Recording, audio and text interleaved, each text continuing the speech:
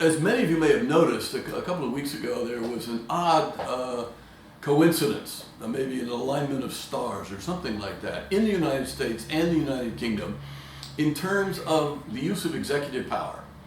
So Boris Johnson of the United Kingdom, as I guess most of us know, is trying to rush the United Kingdom out of Brexit by October 31st.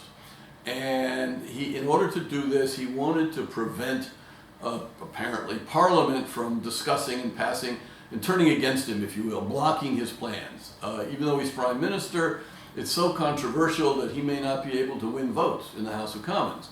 So he postponed the House of Commons for 5 weeks, using a sort of technique, proroguing it to wait for he just put off the Queen's speech for 5 weeks, and therefore Parliament, under its tradition, the unwritten constitution of the UK, couldn't meet to vote. So some people who were angry at this brought a lawsuit in Wales and I think in England and in Scotland against this, and both cases were taken up by the Supreme Court of the United Kingdom, which ruled against the Prime Minister, a constitutional ruling of the first order in a country that doesn't have a written constitution.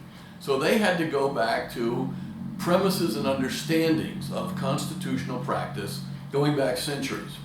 And what they basically said was that Prime Minister Boris Johnson had abused his authority.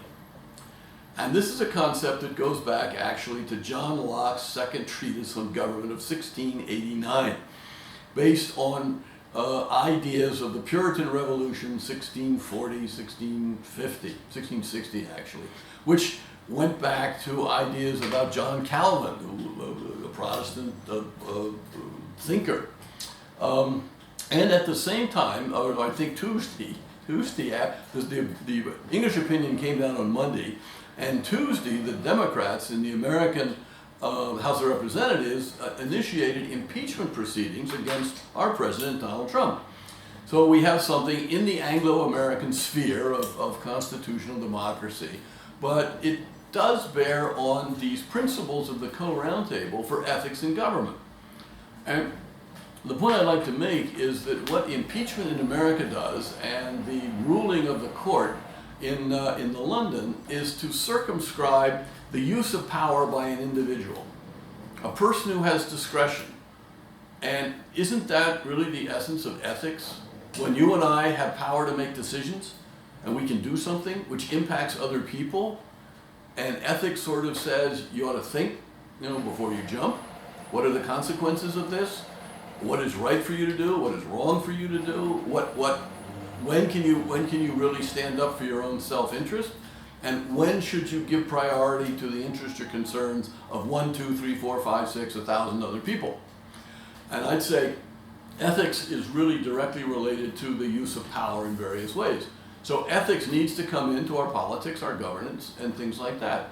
So our principle for politics, bringing ethics in, takes a stand that a public office, a public position, king, president, district chief, police sergeant, you name it, a faceless bureaucrat in the tax administration. Each of these people holds a trust, what we call a public trust. It's a position of power not to use for their own selfish advantage, but to use for the beneficiaries of that power, generally speaking, the public, under some law or concept of the common good or general welfare. So these two events happening simultaneously, really, Boris Johnson being constrained and the Democrats in the states trying to constrain Donald Trump, really show the relevance of the Co-Roundtable ethical principles for government and politics.